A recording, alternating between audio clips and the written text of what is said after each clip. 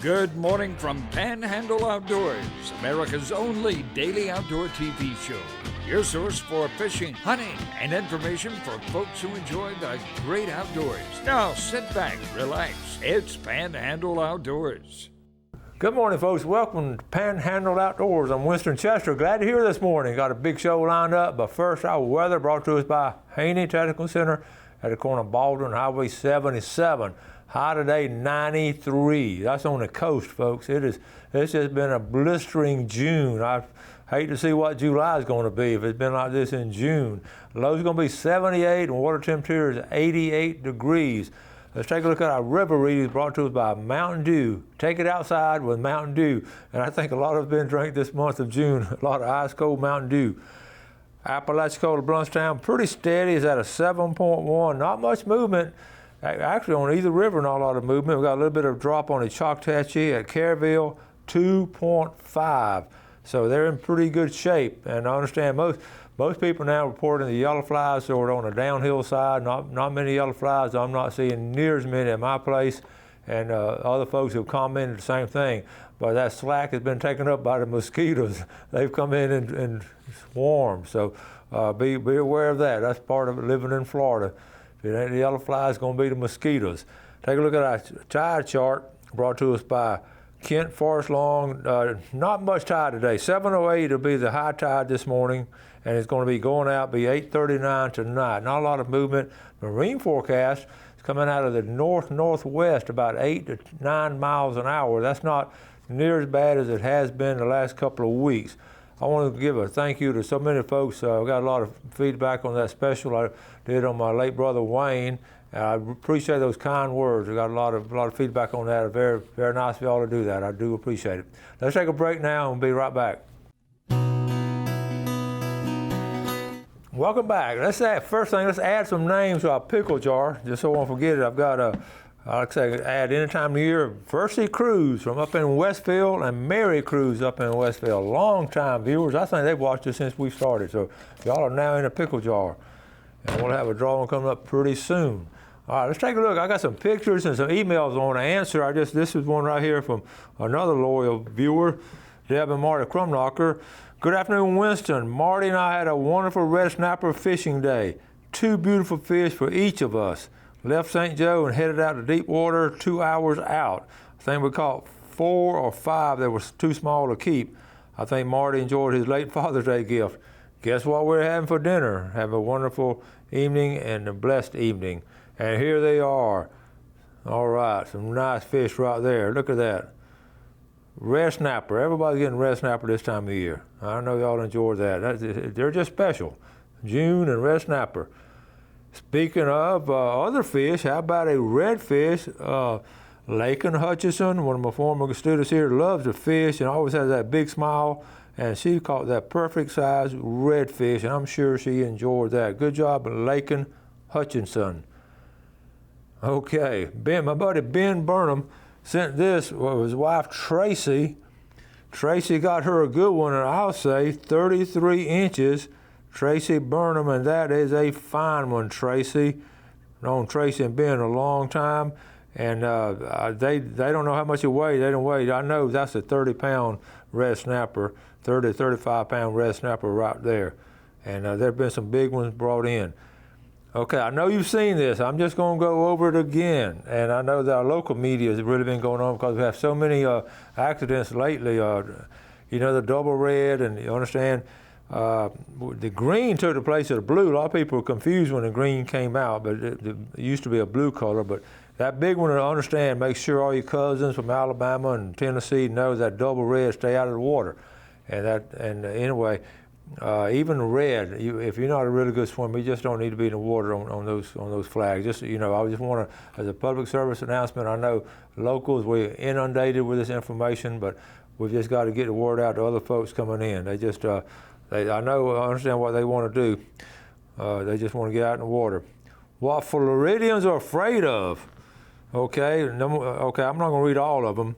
Hurricanes 1%, that's probably a little bit higher now. This is before Hurricane Michael, mosquitoes and all that, but all the way down, all those different colors, Jim Cantori, fire ants, snakes, all those different ones. But look at the bottom. Broken air conditioner, 55%. Now that's sort of a joke there. I was just telling Jeff, I had some people just tell me they got their air conditioner in. Today's Wednesday. They got air conditioner in Monday. First day they got it in since the hurricane. Can you imagine being without air conditioner? It's been tough. Folks still working on getting things back. All right, Florida's heat index is so hot it's melted a kayak. I don't know where this came from, but someone sent it to me, and I just thought that was funny. That's how hot it has been. Okay, that takes care of our pictures. I do. Talking about the hurricane and all, I ran across this statistic the other day.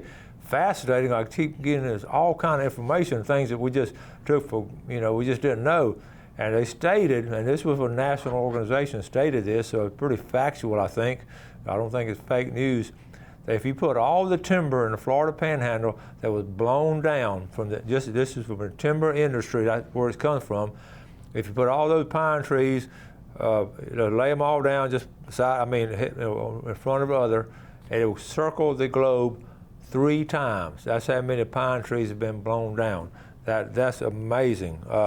Another thing too, I've noticed this. I don't know if you have too, especially where they're doing a lot of hurricane moving stuff and all, which is all throughout the area. But where these heavy trucks, they're really starting to take a toll on our highways. I don't know if you've noticed, but our highways have taken a beating as far as just so much heavy stuff on it. Even on the side roads, the street roads, where these big machinery come in and put these big old foot claw things down and balance them. Then there's marks on it, mark on our road where they've come down 2 or 3 times. There's about an indentation like that in the asphalt. And I know you know what I'm talking about. Well, what's going to happen in a couple of years, it's just going to get gradual wash on out and make a big old bump in the road. So I hope our local elected officials have a way of making sure these companies pay extra for all this road damage that they're doing. That's something we need to take into account, because we're really taking a beating. So maybe we'll get some of that tax money coming in for that. All right, let's take a break. We'll be right back.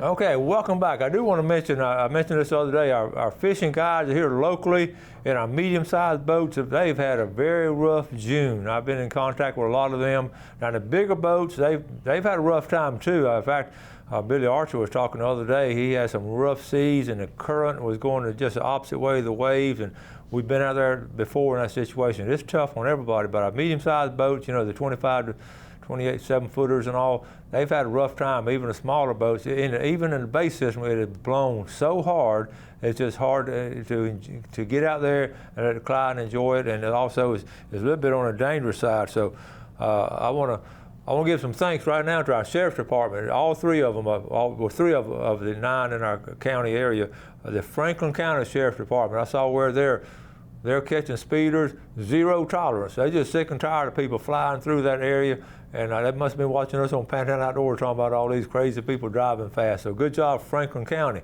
The Gulf County Sheriff's Office, they have now started going out there on Cape San Blas, patrolling the area, because you have to have a beach driving permit to drive there to enjoy it. And all you got to do is go to the courthouse and purchase it.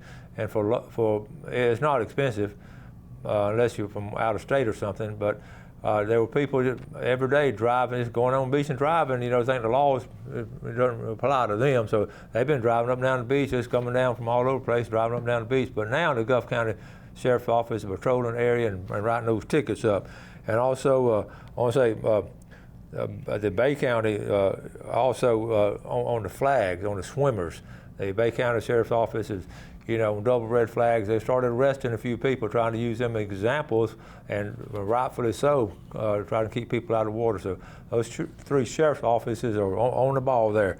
All right, now, speaking about being on the ball, picking up trash and all, I want to give a big shout out to Mark Bell, and a lot of other folks doing the same thing. But Mark Bell up there in Mariana, he just, look here, he's on his kayak. I'd managed to pull another 55 bottles a day, just out of Spring Creek that comes out of Merritt Mill Pond up there, the creek, and he just cleaning it up.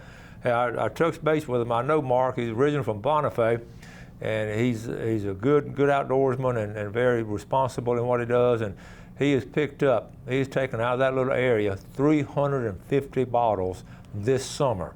And I started thinking about it, and we've talked about it before, about picking up our trash and all. I'm sure our viewing audience, we're not the kind to go out there and trash everything, throw bottles in the water and trash in the woods and along the road.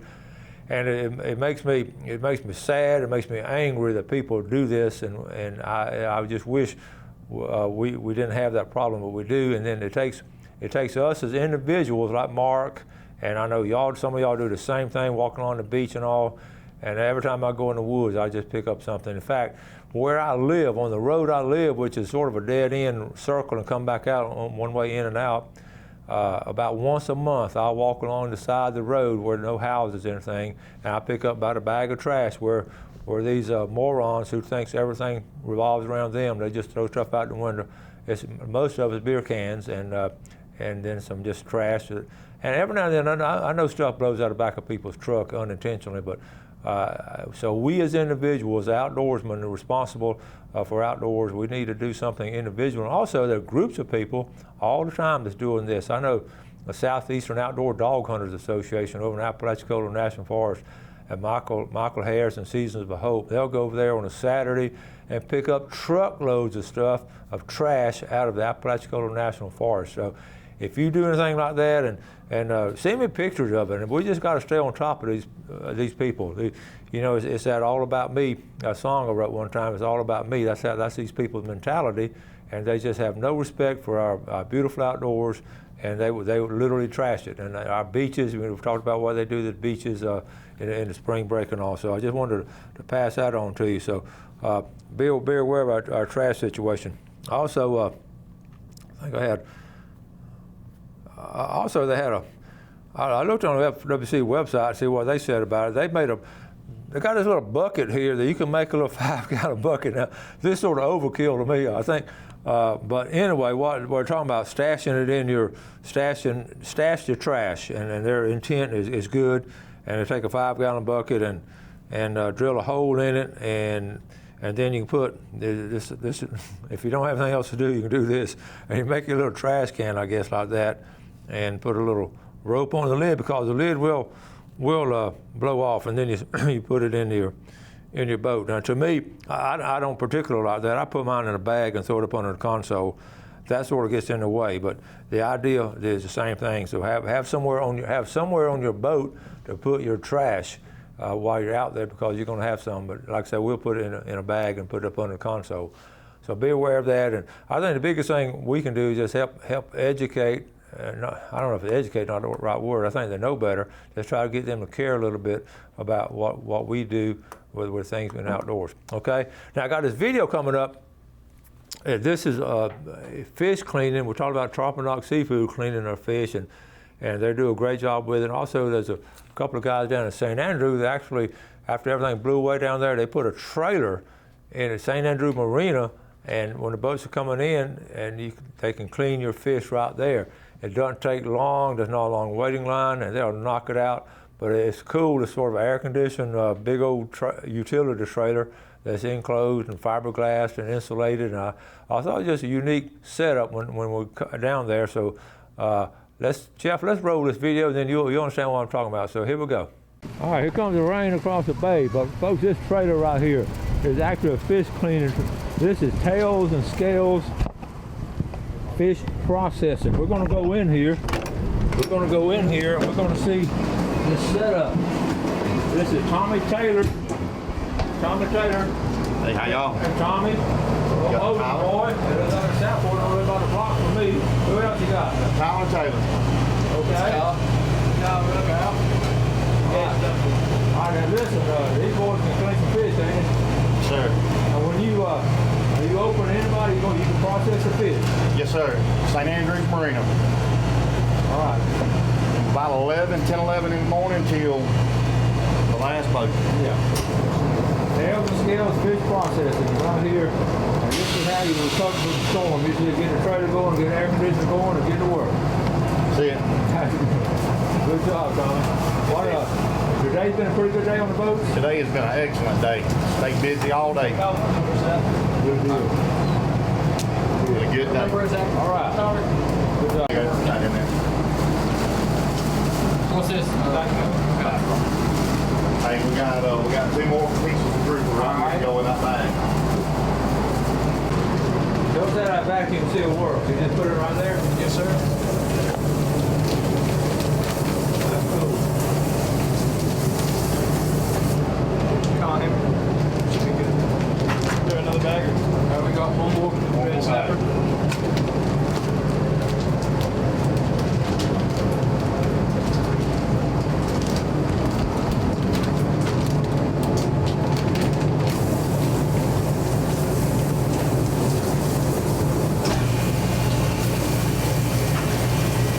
Industrial side. How long do you leave it in there? 20 seconds. 25 seconds. 25 seconds. We're done. 45 seconds.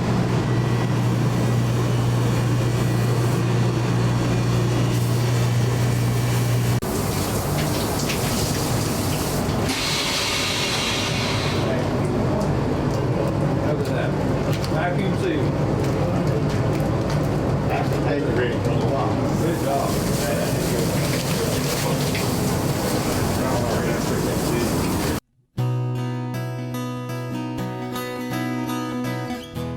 All right, welcome back. Let's take a look at our fishing game time. Before we do that, I hope you enjoyed that. And like I said, the hardest fish for them to clean is a big red snapper. But it's snapper season, and they're cleaning a bunch of them, all the fish cleaning houses all throughout the Panhandle. Let's take a look at the fishing game time brought to us by Blue Water Outriggers. We're looking at 7:37 a.m. to 9:37, and tonight at 7:58 to 9:58. I have so much to go over. I'm going to run out of time. One of the things I got some emails here, but I wanted to go ahead and let's cover this season on scallop, because I didn't realize, Travis and I were talking yesterday about opening up July 1st, but listen folks, Dixie and remaining Taylor County, look at there, June the 15th. This area right here, dotted yellow, they're already open. So the Stenhatchee and the Keaton Beach area is already open. And this is the first time I hadn't been able to tell you all about it, and it sort of sneaked up on us. I guess with all the things going on, we hadn't looked at it. But we're in, of course, the green that most people are going to be opening up, July 1, all these other areas, July 1. And right here, our St. Joe Bay area will be August the 16th. So I have that on my calendar, and we're planning on being there. I know a lot of y'all are, so just be aware of it. Now, getting back to our emails, one of the emails, what I call, let's go ahead and cover that. I got one from Greg Taylor. We want to know about what's going on with tarpon, and it's sort of a mixed report. I saw where Justin Leake had hooked some. You don't really catch them; you sort of hook them and bring them up to the boat. But they caught a few. I talked to Kerry at the pier last night. I called him, and he said a week or two ago they hooked a couple of tarpon at the pier. It has not been a big influence of it. Really about the middle to late June is really when they start peaking out on into July. So tarpon should be around, and one of the best places, check them out at Crooked Island Sound. Also got an email on the scallops, want to know where to go. This email came from up there in Westfield, up there in also Walton County. I'm going to show you as we get closer to the season. Of course, right now, the places to put in would be the City of St. Joe ramp for $10, or Presnell's is open. I go by there pretty regular, and they're pretty packed out. But anyway, you can put in there, and always, it never fails to start somewhere around Black's Island. That's just year in, year out. It starts somewhere around Black's Island, and anywhere from knee deep to waist deep. So that's the general rule. I've not heard back from the girls on the marine wildlife, the marine biologists there. They have not touched base with me on the count, anything, nothing's online. In fact, I'll try to get a hold of them next couple of days and let y'all know what's going on there. Also, now I did get it while I had Kerry on the phone. I got a good report from him. He said the mahi was okay, before I get it, I also got this report here from Captain Kim. I may or may not get to it. At the pier is really hot. He said right now, hot weather-wise, okay? The fishing has slowed down the last week and a half because the water is sort of mudded up a little bit because of all the waves. So keep that in mind. The rougher the surf, the more wave brings up that mud. So he said it slowed down, but before that, he said that mahi was red hot. They were really catching a bunch of mahi about 2 weeks ago. Also, I checked on pompano. Said no pompano. Last pompano was caught about the first week of June, which is typical. We talk about that spring run. They're coming through here in spring, and at the beginning of summer they sort of thin out. They're still out there, but not many being caught in the summer. And then the fall run, they start coming back. And you can just do a study of just checking your pier catches on pompano. Also, the kings. He said the big news for us, king mackerel are being caught. We've caught 3 or 4. He said we're not tearing them up, but we are catching some kings off the pier. So that's always a big deal now. June is king mackerel time. But mahi and muddy. So that's it now. Talked to Captain Kim. I don't have time. She had a really long report. I will go over this Friday. But basically, what they're doing down there, they're really catching a bunch of fish. Now this weekend, I know this is like a midweek report. The surf fishing is going to be tough now because it's still muddy. But as you're going on into the weekend, the bay fishing should be really good. We'll talk about it Friday. The river fishing should be excellent. So if you're planning some kind of fishing trip this weekend, I'd concentrate on those 2 things, the bays and the rivers. If you are going offshore, go in a big boat. That's the best thing I do. Find a big boat to go in. When Travis said yesterday, the Coast Guard 45-footer had 8-foot wave breaking over it in the past, that's too rough to get out there. And so, and I tell your kayaking friends, don't go out there. It's just dangerous. So just be well aware of that and get out of the wind. The wind's going to slow down a little bit, looks like. But and I've had different forecasts for the weekend. At first it said it's going to be raining, but now it's down to like 30% chance. So that's going to be good. So fishing should be good. So I'm going to go over Captain Kim's report tomorrow. Well, actually, I'm having Dr. Jeremy Sunseri coming in tomorrow, and on Friday I'll go over Captain Kim's report because it's very in-depth. You have a great day today. Do something good today for your fellow man. Enjoy our beautiful outdoors, and God bless. Thanks for watching America's only daily outdoor TV show, Panhandle Outdoors with Winston Chester, featuring hunting, fishing, and other activities and information to help you enjoy the great outdoors. Join us next time for Panhandle Outdoors.